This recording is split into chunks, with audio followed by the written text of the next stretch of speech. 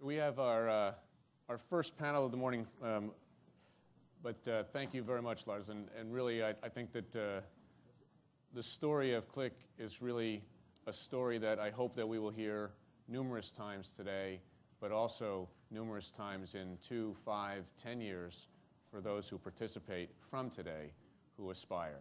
So our first panel, Rising Stars, will be run by Megan. Megan, why don't you come on up and have a seat. Megan Roy. She's the creative director from Entrepreneur Magazine. And if I could have her 4 panelists, Måns and Konrad, who I want to point out has the best picture in our program. Thank you. Hi. Anders and David. We have all 4. And Megan, I'll let you do really the introductions for your panel and take it from here. It's Rising Stars, Bright Ideas. Megan Roy, thank you very much. Hi, everyone. Welcome. Good morning. It's nice to see all your faces.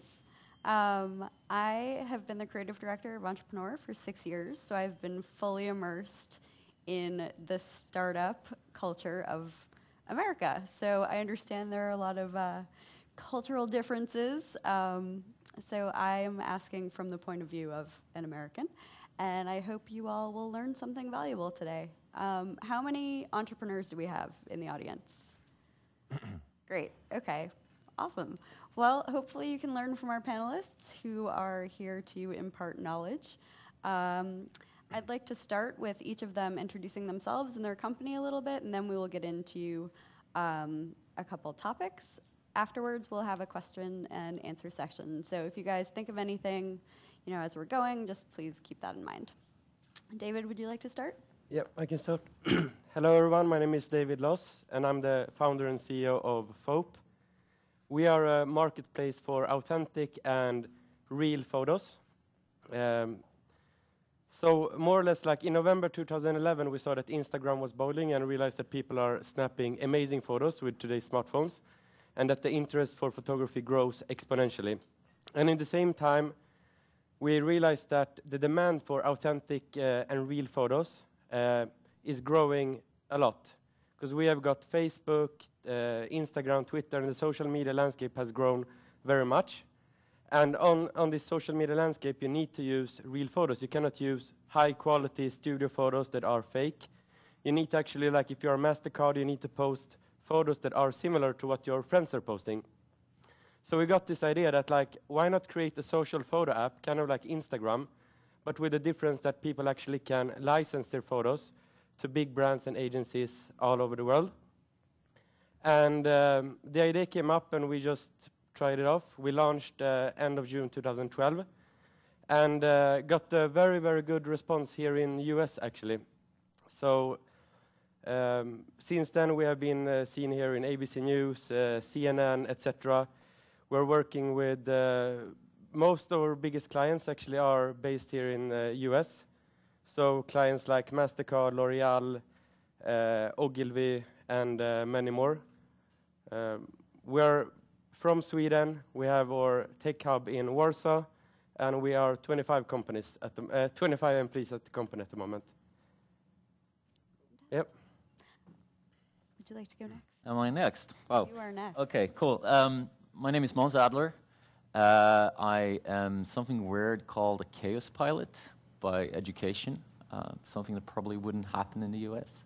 I also, I think I live by the motto of only doing things that will grow into great stories to tell my grandkids when I get old. It's sort of the perspective I'm coming from. I founded a company a couple of years ago called Bambuser, where we set out to democratize the technology of live broadcasting. So through a smartphone, sending real-time video across the globe. We played a decisive role in the Arab Spring, Egypt especially, even more so in Syria, etc., where a lot of the images that you saw on CNN or BBC or Sky News were delivered over phones or satellite connections that were used, our platform, to sort of show the rest of the world what's actually happening right here, right now. And today we are partnered up with Associated Press, selling and partly the tech that we have produced, and partly also the community, because in the end of the day, they cannot really compete with millions and millions of cameramen always being ready to broadcast live video from wherever to whomever. So that's where we come from. Thank you. Thanks. Konrad. Hi, I'm Konrad. Short and sweet. Hi. No, so I represent a company called Zound Industries, and we started with making headphones, but now we also have a huge success with our amplified speakers. So we have a multi-brand strategy. We have 4 brands today, but we will have more in the future. And we are making electronics fashionable and fashion electronic. That is basically what we do. And it's pretty exciting times for us. We had a tough year 2013 after growing 11,000% the first 3 years. We struggled and kind of hit the wall a little bit, but now we're growing again and have like a 48% growth this year, and next year we're looking with the contracts that we made like a couple of 100%. So it's fun times again. Good stuff. Yeah, my name is Anders Frostensson, and I'm the managing director of Doberman, and I founded our New York office here 2.5 years ago. Doberman is an experience design firm, which is a very fancy word of saying that we design and build products and services for companies. We help companies to innovate new products and services that will enable them to differentiate themselves in the market or somehow strengthen their business and the experience for the customer.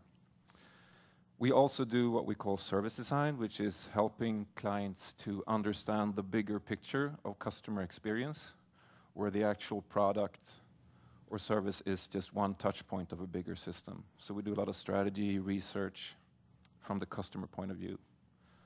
And back in Sweden, we've been doing this for 16 years. So we've gained some experience in how an organization should be designed to foster innovation and to foster design thinking within the company, because we always help our clients to organize themselves around products and services that we design for them. And over the years, we kind of figured out that we're pretty good at this. We should teach others how to be design-oriented and innovation-oriented within their organizations. So nowadays, we also have a third business area, which is innovation capability, where we have innovation training and organizational development for companies as well. Great. Well, welcome to all of you, and thank you for participating. Thank you. I really would like to start with the basics, how you guys became entrepreneurs, when you realized that you had this calling to create something and to disrupt. I still don't see myself as an entrepreneur. You know, sort of when I grew up, every kid wanted to be a rock star, and today, sort of all the kids just want to be entrepreneurs. But I think back in the day when we got around, the innovation space or that creative space wasn't that present in Sweden. It wasn't something you wanted to do. So I'm not sure I see myself as that, even coming to today. But a rock star and entrepreneur are somewhat synonymous now, right? It was just that all my friends did amazing creative stuff. They were artists, they were painters, they were musicians and so on, and the only thing that I could contribute with was this, right? So it was just matching up with their creativity in some way. So, Great. yeah. Very cool.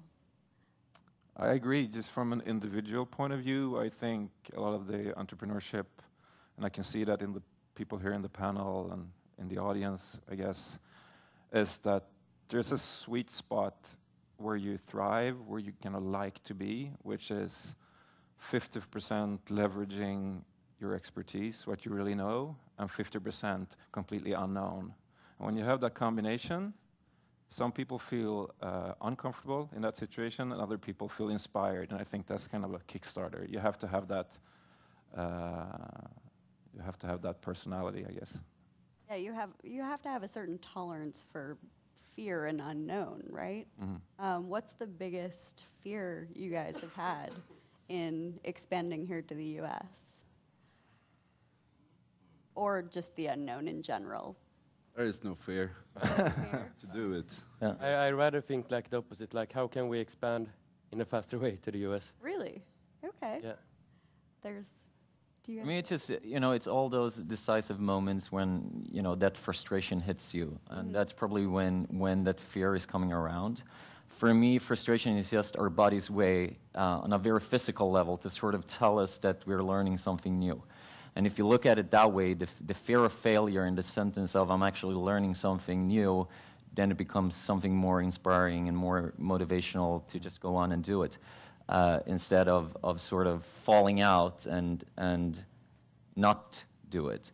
And in the long run, I mean, those times when failure is there and when you screw up big time, those are the times that are the most fun afterwards, right? Those are the times that you laugh at, and so as long as you're safe, shit hits the fan, those are also the memories that you will bring with you and laugh at 2-3 years later. So Absolutely. What has gone wrong for you that you've learned from? what have A I lot. not? Yeah, exactly. Every day, I wouldn't call it an entrepreneur. It's like a problem solver. You wake up and you deal with problems, and the further you can keep the problems away, the better. But sometimes you have to fix it short term, but you always have to. It's very frustration every day, but that's what I do. Problems. So it's a lot of fun. I kind of agree with Konrad, but also I'm not agreeing because I can hear that a lot. I talk to a lot of companies, to a lot of CEOs and management, and there's like, I'm a great problem solver. I can solve any problem. And I think it can sound a bit hippie-ish, perhaps, but I think that you get more of what you focus on, So if you focus on problems, you will have more problems. If you focus on success.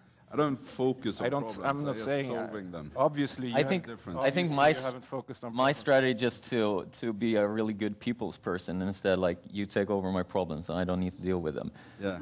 And still keeping them close in the sense of, I still love you, but here you go. Here's just, Yeah. I don't know. We did a mistake I can share, which is, it's not a screw up in the sense, but we were not brave enough to believe in ourselves 100% when we came here the first time, which is 3 years ago. So I just explained a little bit. We have a very diverse value proposition of Doberman. We do all these different things, and it's important to us that we do all these things. That's why we're in the business. We thought that we will come here, and this will be really difficult for us to explain, and that will be hard sell. It's very complex, innovation capability training sounds very complex. It's easier to just sell websites. We can do so. We can do all these things. We can also do your website, because that people know how to buy a website. And that was diminishing ourselves and what we do. And we came over with that. We had that in the back of our minds. Perhaps we have to do 1 or 2 or 3 dog years doing websites only, and not doing innovation. And when we talked about people, they were like, "You're great. We don't want your website. We want this other stuff. That's unique. That's what is Doberman." And then we had to recalibrate, and we hadn't prepared for that, actually. And that's just not believing in what we do and not thinking that we have the unique value that we have. Now, speaking of, when did you know when it was time to expand to the U.S.? That has to be a really tough decision. And so are there any points where you just went for it, or is it something calculated? For us, it has been like a kind of a natural thing, because naturally, like, I don't know, like, but Americans really loves Foap, and directly we got the ABC News, but we didn't got the same PR in Sweden, even if we tried to call them. The big MasterCard and them, they just wow, this is so cool. We love innovation, and it just came natural. And it's we have the chance to attract these big companies here, so we've been focusing very early. What do you think makes it more appealing to Americans or to the United States than to Sweden, your service? I think it's just a general thing. I guess like the market here is more competitive among all agencies, brands, etc., and they want to be the first trying out new things that may become big in the future. Do you guys find that as well, that we're more open to adopting new? I would say it more. I mean, if you're doing an internet service, you're global from day one. I mean, I don't see it as a different region or as something else. Where is the usage? Where is the customers? You know, it's just follow that flow of where people actually is going to use your products, and you need to deal with that. When we launched in 18 countries in 24 hours, and we tried the ERP system 3 hours before we went live. And then the year after was 44 countries, and then 92, and now we're in 95 markets. So, but US is very important for us to build brands because it's like a trend that spreads to the other world. So we have like 6 focus markets, 3 in Europe, and then of course Japan and North America. So we have set up our own office here from 1st of January and started a US company for the future growth. But we're really small still. We have 2% market share. So. What do you find is most helpful in building your brand here? Is it social media? You know, what type of avenues? Celebrities. Celebrity endorsement? Paris Hilton. Gotta hang with her much more. I think this is a very different answer from very different companies. We don't have that many celebrities in our network. But I think it's important to, you come here and you have to get into the fabric of your business and your industry. You have to work yourself in there. You have to go to the events. You have to sit on the panels. You have to go to the grassroots events, where for us it's where designers and hackers go and strategists go and have drinks with them. And then it's hard work. It's day and night, and you have to get in there. You have to. And the fabric is also part of the social media. You have to get into those feeds and that conversation that is happening. And you have to invest in that. That won't happen by itself. A grassroots approach. It's definitely from us. It's from the ground up. Yeah. Do you find the same? I think Adler for us, we are a photo app and we are selling photos to big brands and agencies, and there is no bigger market for us than New York. So and like it was said before, if we cannot make it here, it's no point for us going anywhere else. Right. So what is the tool you find most helpful in making these connections and getting yourself known? We just send an email, "Hi from Sweden," and everyone opens up the mail. No, but in general, of course, it's important to have the right product and the right value proposition and all that. But it also helps that we are Swedish. I mean, it's a competitive landscape, but we have a good trust, and people like us here. Yeah. You find that you guys can build on your Swedish reputation? Sure. I mean, if we were from a Turkish company, I mean, we went from 0 to 120 million the first year, Swedish crowns, unfortunately, but it's around $15 million. And if we were from Moscow or something, no one would have had trust. But being from Stockholm, they had trust in us in both electronics and fashion. So that was really, really good, for sure. I agree. And then we talked about this over dinner last night. I think there's part the Swedish heritage, which the chamber is here to cultivate, the Swedish industrial heritage, and there's the Swedish design and the simplicity of Swedish solutions that is beautiful, and etc. But it's also been a couple of newer generations that have been here. There came in the 90s, there came a lot of Swedish people from the advertising industry, came over here, worked for bigger advertising agencies, did a great job, super innovate, did a lot of innovation, worked hard, made a name for themselves. digital agencies came later in the 2000s, worked hard, made successful. Companies like Be Real or Your Majesty came here and made a name for themselves, worked hard and delivered.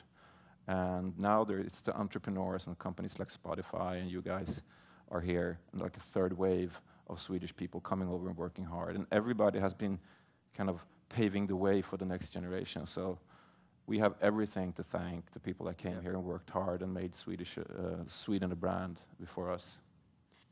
But also sort of looking back, history-wise, back in Sweden, I think like the way of growing up and having that great access to infrastructure and really being, at least when it comes to tech, being in the front line for quite some time now with Ericsson and so on, really pushing those.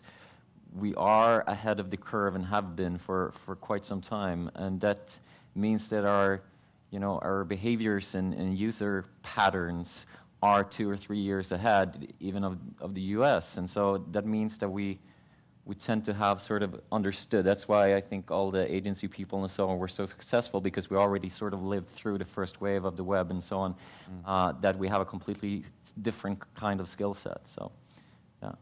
Do you find you have to adapt your product to here because we're not quite as ahead of the curve?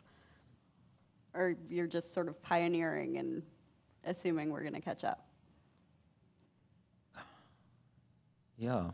We're not adapting. We thought we were supposed to adapt. That was a mistake. Really? So we're being ourselves, and we're a service company, so that we don't have an actual product to sell that way. So it's a bit different, but I think nevertheless we don't see any reason to change. Of course, we adapt. We don't change what we do and how we do it. I think having a confidence is really important in what you're doing and selling and remaining true. I think, I mean, it's different strategies, but driving innovation and maybe adapting to new product groups also keeps, that the sales people always have a new story when they come to the customers. So we had the decision to just stay in headphones, and I personally had to fight very hard to get into the speaker because it was the same distribution net. So for me, it was 1 + 1, but it was a totally new segment. But that actually saved us. That's why we're having the growth now again, and so we can implement the brand into others. The other way to do it is to buy big billboards to make people see the brand. So I think, we kind of 40% of our people are working with the future. So we invest a lot in product innovation and actually going into the smartphone business now and going up against Apple and Samsung. Awesome. Here we come.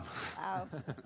When do you expect to enter the smartphone market? We're coming with our first product in Q2 next year. So it's been an ongoing project for 1.5 years, but it's. I've seen it. It looks awesome. Yeah, exactly. I showed you yesterday. But I think also it has to do, if you don't have the guts, then you never. So our ambition has always been like, we're going to be the biggest, we're going to be the best, we're just going to do it, and then you can. You're going to pick up some people on the way and say, hey, wake up, it's okay, When you're entering this new market that is incredibly competitive, what edge do you have? Well, we have a brand. I mean, the other ones have a tech. So it might sound about cliched, but we are coming from a different angle where we give a better user experience if you love something. So within certain areas, we are giving a better user experience, and the problem for Samsung and Apple is that they need to go out with a product that serves 50% more of the market. We are coming with a product that maybe only like 0.1% will like, but the ones who likes it will love it, and we will be very strong. And it's a huge market, so we don't need to sell very many to be very successful. So it's all about remaining very targeted and staying true to your brand and your customer. Well, it's about finding the niche. These times when everybody is followers, you know, back in Sweden in the 80s, everybody was having a Salomon backpack. They sold 2.6 million backpacks a year, only on the Swedish market. So it was like 25% of the population, or 20% of the population. Today, that market is like, if you see someone who's having the same bag, you go and buy a new one, because you don't want to be a follower. You want to be your own individual personality. And that is what we are adapting to. So we don't think that there is one brand who can have too much market share. So that's why we have multi-brands to help people personalize themselves and really get into the niche in some small communities. I think also for us, coming from the community perspective, is super important, and the trust that we build from Sweden that the U.S. doesn't really have is in the sense of freedom of speech and sort of the freedom to communicate in a completely different landscape, which we really saw, for example, in Syria and so on, where people don't really trust even news corporations and so on to the same extent as they trust us. So sitting in between the space where where traditional journalists would have gone, but they're not trusted because of probably fleshing out people in different scenarios and so on. So I think that's where, and also the trustworthiness we have of data and where it sits and so on has been a very good advantage in that sense. What do you find is your biggest challenge? It's a tough question. Yeah. We all have big challenges. In our industry, it has been actually, when coming to US, it has been the legal part. So we want to keep the Swedish simple way in our app when people are selling their photos. But in the same time, we cannot make it as simple as on Instagram, because we need to add model releases, an identification part, etc. So for us, the big challenge is to how can we keep it simple while we in the same time are actually solving the legal parts so that the big brands are not afraid to license these photos. I would say people, so recruiting, finding talent, keeping talent, investing in talent.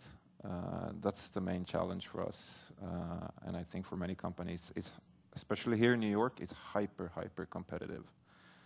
If you're good, you're a rock star, and it's been a very new experience for me coming from Sweden, where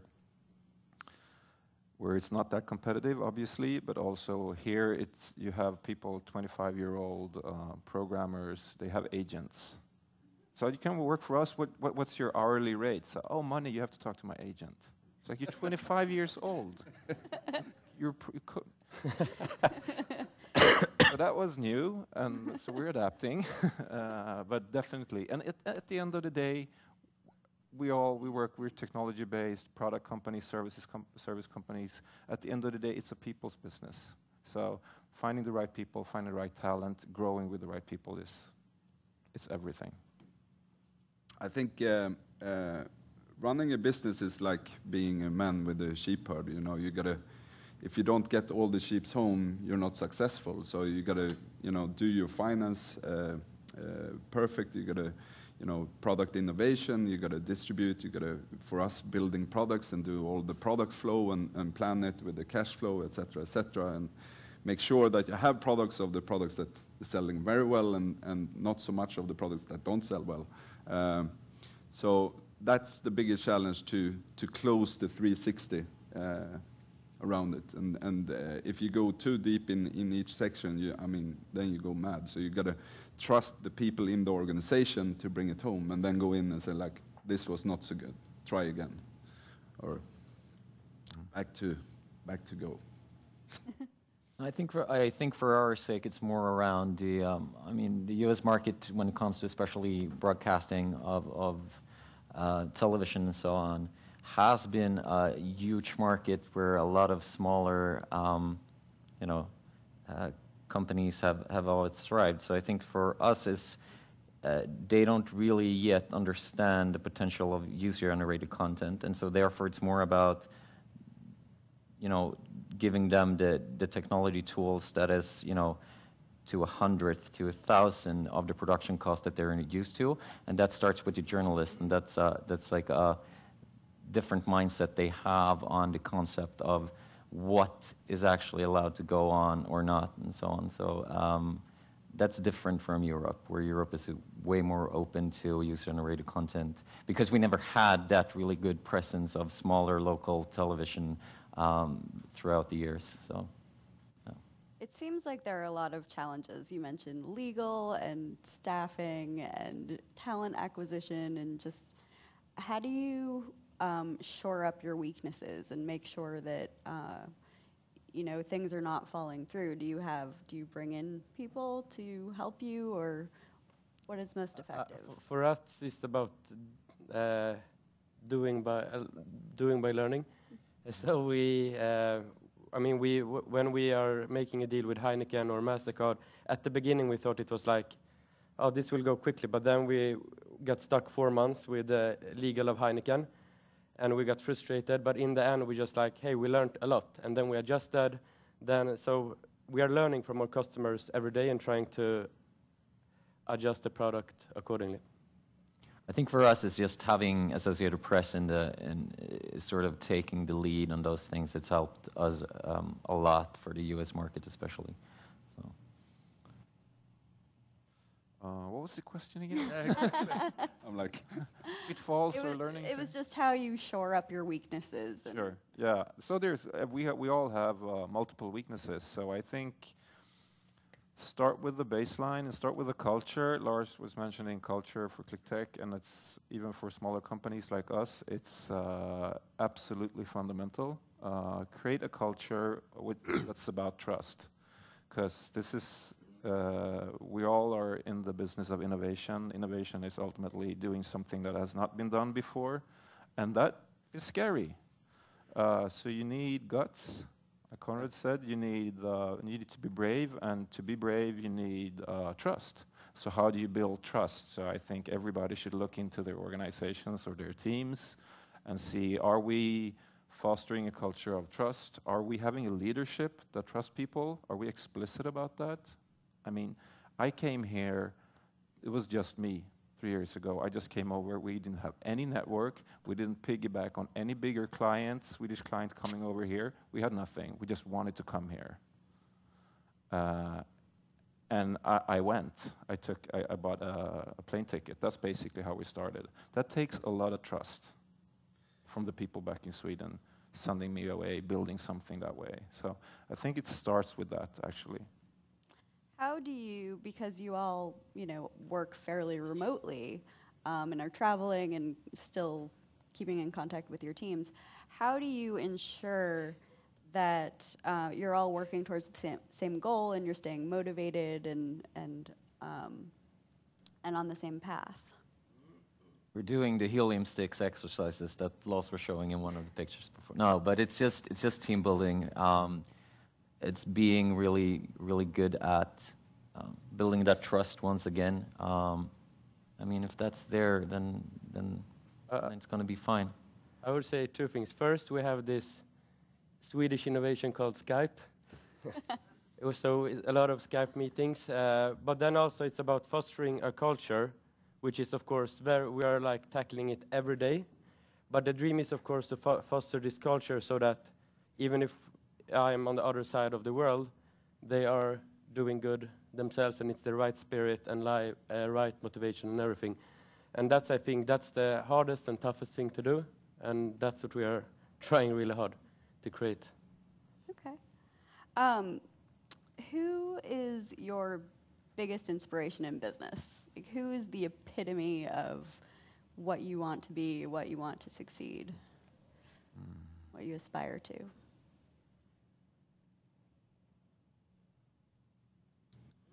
Well, I try to find my own way. I don't look so much at the others. Of course, you pick here and there, but it's not one person who's done like everything perfect. But I guess it's the same people everybody like- would say. It's like mom. Exactly. Mom is that. Yeah. Yeah. Yeah. She bounces you back on you. I really look up to people who have really managed to create this strong DNA culture that is unique for this specific company. We are 25 now, and I thought that I realized already when we were 10 that it's actually a huge challenge and we are getting new employees all the time, and to get them on board, to get on the right culture and everything. So when people have grown companies to 2,000 people, 4,000, 300 even, 50, I really look up to that. It's great. Yeah.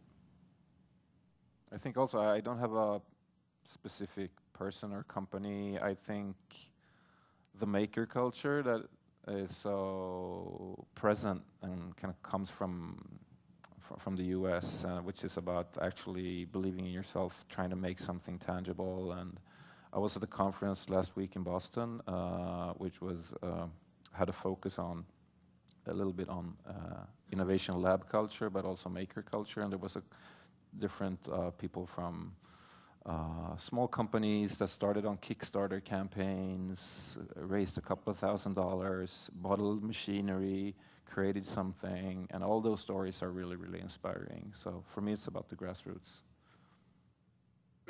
And you mentioned when you're scaling your business, that creates a lot of challenges. Do you guys have that same experience where you're struggling to kind of keep the authenticity of your company while you're growing? I mean, it's obvious, right? It's people that we're dealing with. There's something that I used to call the emotional bandwidth that people have. How many new people can we get into space? How fast, how do they buy in? Because it's, if that's on a steady pace, it's fine because we have that emotional bandwidth to sort of deal with saying hi and telling you a story again of who you are and where you come from and so on. But if you go over a threshold limit and it becomes too many people too fast, then you sort of fail out and you sort of, I don't want to, I'm so emotionally drained that I don't want to invest anymore in the newcomers. So that's, of course, it is a people's thing. So it's just how human beings are programmed, right? So it is a challenge.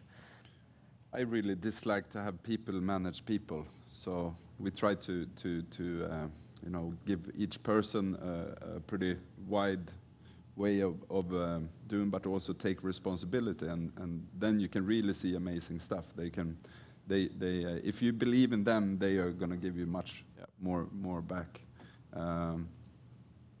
But so we had the vision that we were going to be 20 people and do 1 billion. We're not a billion SEK company yet. But soon we will be. But now we have a vision to be under 100. So it changes, but you got to be productive. Each person needs to bring home the bacon. For sure. How do you ensure that? It sounds like you have less of a hierarchy and more just responsibilities everyone's Yeah, I think, certain things you just have to do, but we have a saying that we shouldn't invent the wheel, but we should question it. And there is a lot of things that people just do for each day that could be taken away and so on. So I think that we improved a lot of these different structures, because in the end, to have a very open, can I call it open management? Mm-hmm. It needs actually to be super structured.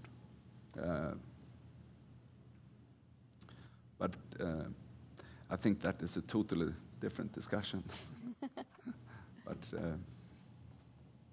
so for the crowdsourced content, in addition to legal issues, is there anything that kind of stands out that's troublesome?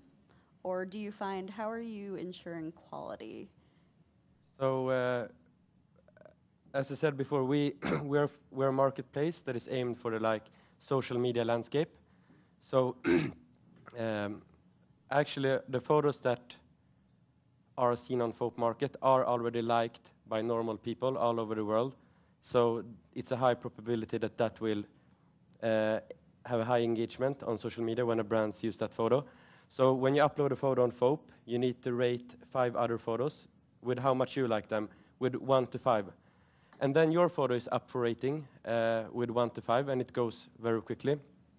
And if you hit an average score that is over 2.5, then it's like, okay, the community approved you, and your photo is published on Foap.com. So automatically we get 2 things. We get quality, we ensure the quality, so we don't get any naked photos, etc.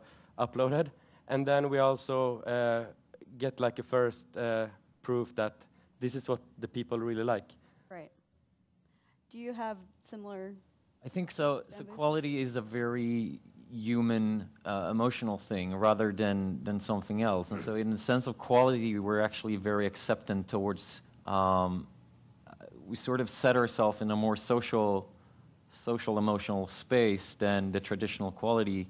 You know, there will always be broadcasters that are amazing to tell stories in a video format, but there is a completely different thing when I'm all of a sudden is able to watch my 11-year-old daughter playing football, right? Or soccer in this country.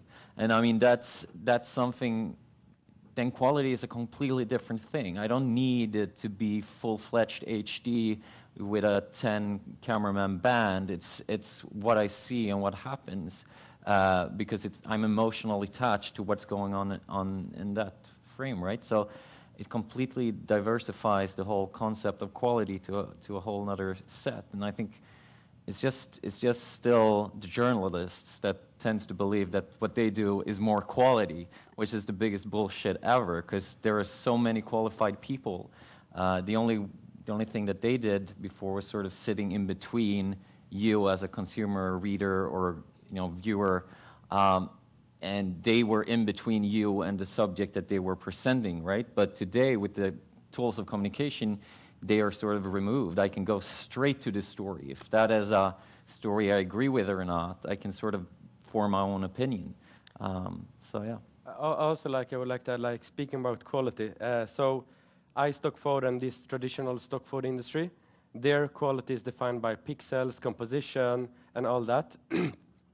But the world has changed, actually. So if you ask the social media team on L'Oreal today, is this a high-quality photo? They would say, well, David, let's have a look on how many Facebook likes and how much engagement this photo really created. What's the story behind this photo? And independently of pixels, composition, DPI, etc., that photo may have a really great quality. Yeah, and the same goes, right, so videos coming out from Syria, journalists, just the insurance for getting a journalist into Syria, for example, were so high that a lot of the broadcasters didn't even send people there.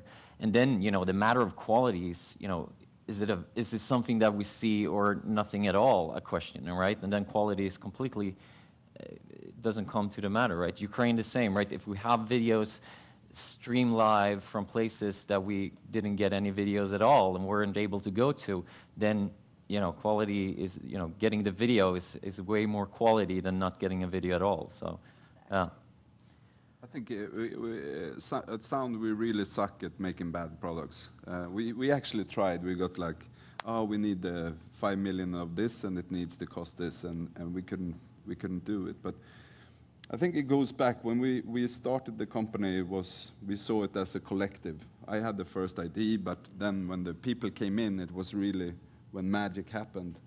The 8 founders, and that is why we could run so fast, because it was not one person who had to deal with all the problems. We were 8 who had the same ambition. And one thing that was very important is that we always wanted to impress to the next founder. And I think that still lives in the company, that everybody, they don't just give it out. It's a lot of proudness, look at this, what I've done. And I'm really impressed when I'm in the company, because they always, each day, it's not only problems, it's also a lot of wow, that is really good.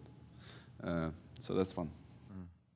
We're designers. We're a design company, so quality is everything in terms of output and what we do and what we deliver back to our clients that we collaborate with.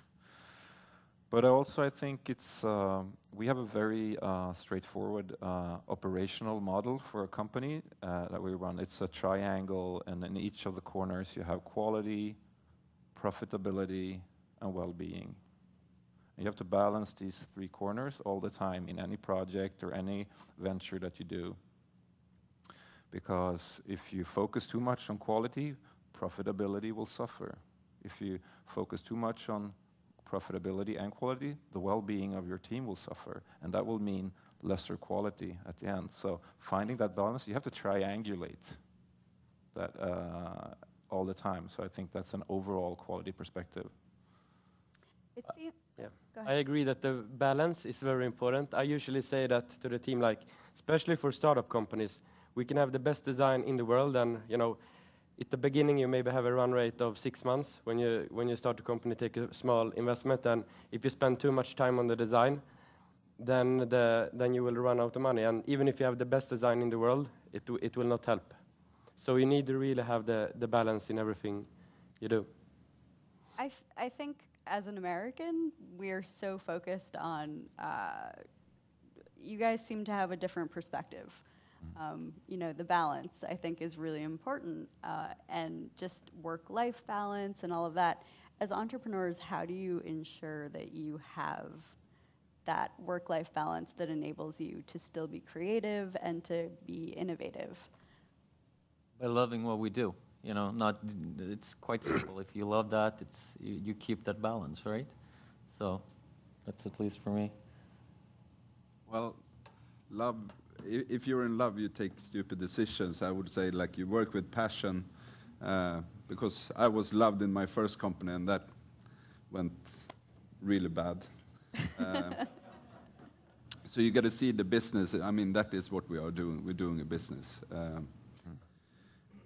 But also being frank, you got to see, like, question yourself: am I good at this, or is there someone else better? And give the people the room. So, I think the frankness also.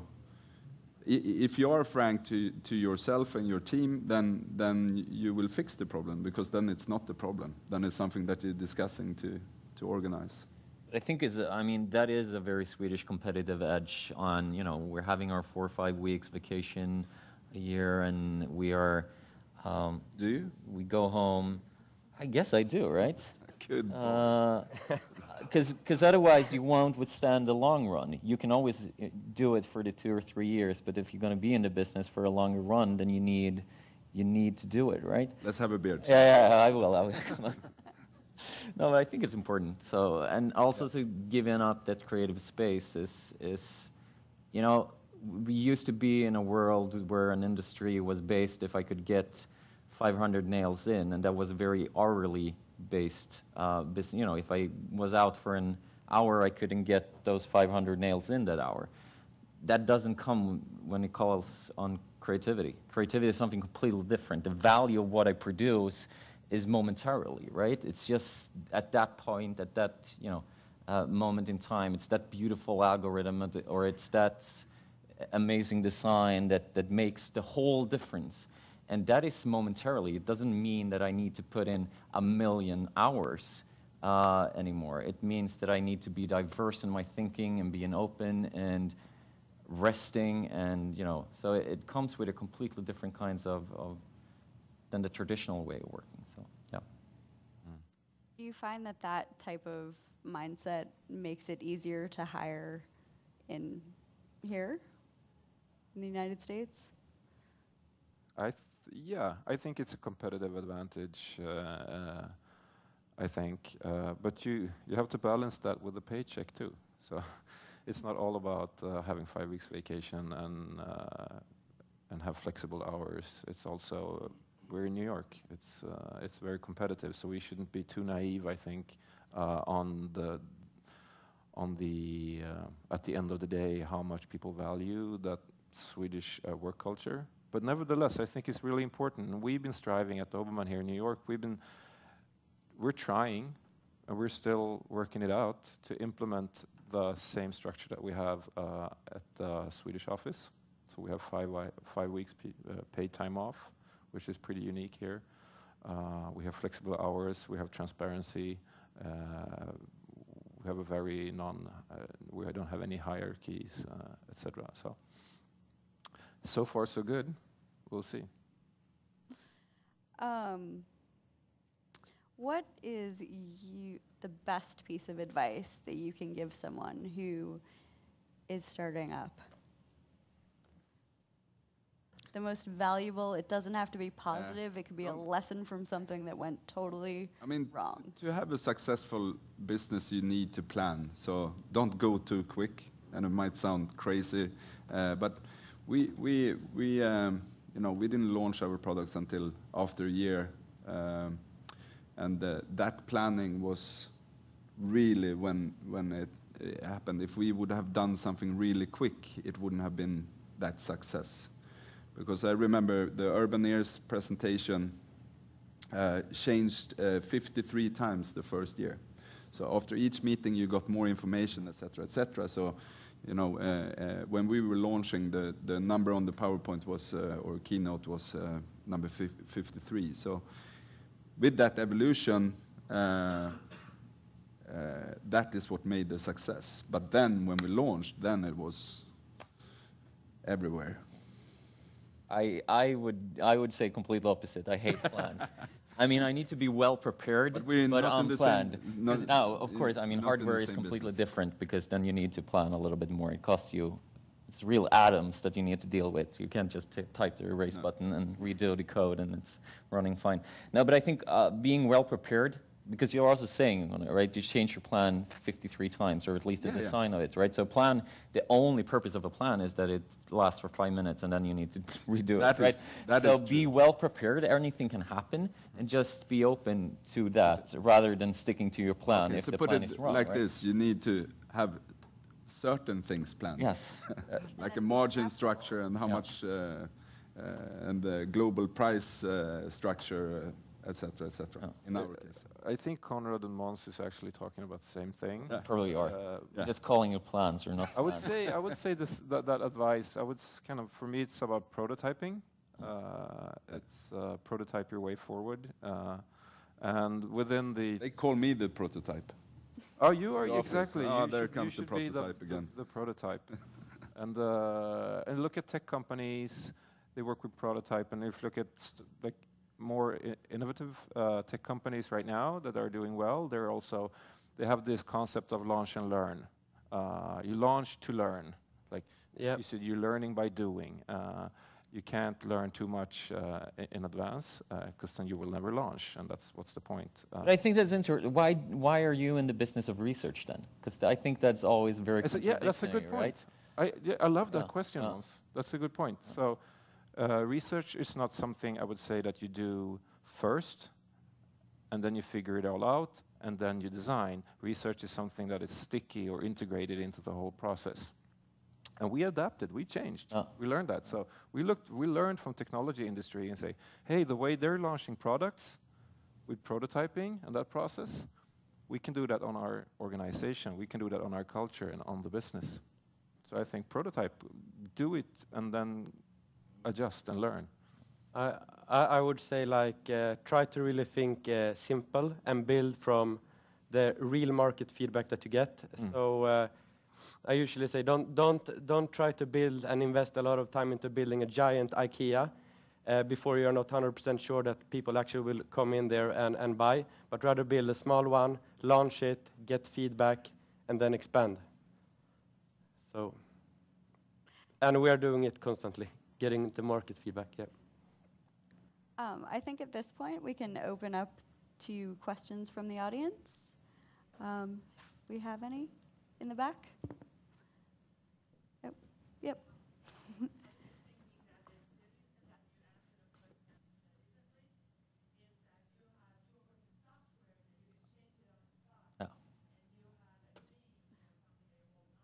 Yep.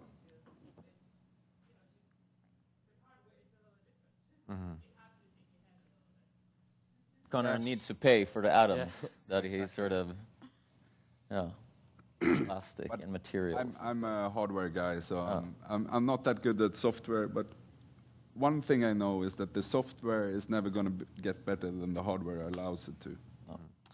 So, and that is something people forgot with all the apps and things that the evolution that has been the last 10 years. But for the future, I see the hardware coming back and taking yeah. Absolutely, it will be way more fragmented, and because the mass market solutions doesn't really fit us all. Just like the software business has proven, it's like I want my special kind of apps or whatever I'm doing. So.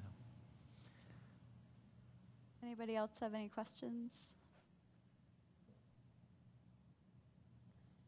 Hello. Hello, Pirko Thompson is my name. Have you found that your leadership style has been appreciated? You were talking about the long vacations and so on, but otherwise, is it appreciated by the Americans you employ? Yeah, absolutely. I think I get a lot of feedback on my leadership in terms of the staff that we have, the people I work with, and also people I interact with in my daily life. And I think the things that I hear is that about being quite transparent, about it being inclusive, about being like actually talking about what happens in the other parts of the office or the business, that is not exactly your little thing that you're doing. If you're a programmer, it can be very isolated as well. So if you are included in what the sales strategy is, or like the organizational strategy 3 to 5 years, that gives you some context in what you do in your everyday life. So that's one big part of being transparent as a leader. I already told you, they call me the prototype, so I guess I have a lot of bugs. But in the end, maybe we fix it. But we are critic and have high ambitions, so it's not always fun to work for me. It can be tough times, but that is how we're building a great company. Yeah, I think I agree with you there, Konrad. Of course, it's tough times, but it comes with a lot of love, and like a proper love. It's in the end of the day, it doesn't really matter, right? At least not for me. In the end of the day, it's the story that we're going to tell our grandkids when we get old, and that's a completely differentiator from the career or the product or the company itself, right? There is a longer purpose to this that we need to pay attention to, and I think it's a little bit easier to do that in Sweden, and a little bit harder to get people on board on that there is actually more than your career and your world. So yeah. I think there's a question. I have a question, and that is to Bambuser and to Foap. What are your business models in terms of making money and that type of thing? So we have a marketplace where everyone can go in and buy a photo for $10 each. $5 goes to Foap and $5 goes to the photographer, and each photo can be sold unlimited amount of times. But then that's like if you're buying photos, once a week, once a month, etc. But if you're a more frequent photo buyer, like an agency, we have created special tools that helps you find the right photo in the fastest possible way. So they can subscribe for an enterprise solution, and then they need to pay an access fee every month. And it's a solution where they, as an agency, actually can scale. They can connect different brands and connect the teams around each brand. So that's how we're making money too. Yep. I mean, for us, it's very diversified. I always say that we have a Robin Hood business model. I mean, it's free for if you're not using it in a profit purpose. And so we have that freemium premium model that goes for the community space of it. So if you're using our service, broadcasting an event like this or whatever, then you need to pay for it because you're in a for-profit situation. However, we also do licensing our tech. So we do that for major media houses. And we then also have that for some tech companies like Sony and so on. So it's a very broad spectra of different kinds of monetization models. So. I have a question. So where did the ideas come from for your companies? What was the genesis that led you to creating what you created? So for us, it was like I said before, like we really saw that like Instagram was boiling, and we realized that something was happening. It was just about to explode, and that people are taking amazing photos today. You don't need to be a professional photographer. Every one of us can actually snap a great photo. So like my sister kids, 10 years old, when I'm there, they're taking my phone and snapping photos and adjusting the photos. So it's already there. The interest is there. So that has made that the interest has grown a lot. And in the same time, we saw this big shift. So since Get the Images and Shutterstock launched, the world has changed. The social media landscape has grown a lot. And the need for authentic photos, like real photos, not studio photos, has grown. And we saw a solution for that by creating this social photo app, Foap. Yep. You want to go? Sure. I always been building brands in the lifestyle fashion segment, so I had a perfect school in that sense, and with that I also did big snowboard competitions, and Nokia was the main sponsor of these events, so I helped them reach the kids, the youth, and I came up with an idea to do a phone project. So we were actually building the world's first like fashion phone back in 2005, and then that was copied in 2008 and 2009 by Prada and Gucci and all that. But Nokia learned me. They showed me the MP3 revolution, the new like way of consuming music. So I saw that headphones is going to be the next big thing. And from there, you saw that how you consume the music, you need to have like an amplified speaker, and soon you're gonna need something else that we're coming with. We do most of our ideas that we generate is for clients, so it's in collaboration with the clients and the companies that we work with. But I would say ideas come from understanding the customers and really like from empathy, from immersing really into the situation and into the shoes of the customer experience. When you do that, ideas will come. And I think from our perspective, it's just seeing that flow of democratization of first the text through the blog, and then photos and videos with YouTube and so on. And the last border or frontier there was the live video. That's what the traditional media houses were good at in doing, and all the other ones had been democratized to the sense that production costs were down to almost nothing, and so the live broadcasting would go the same way, and we just started doing it. So. All right. Well, thank you, everyone. Thank you, panelists, for participating. That was really great.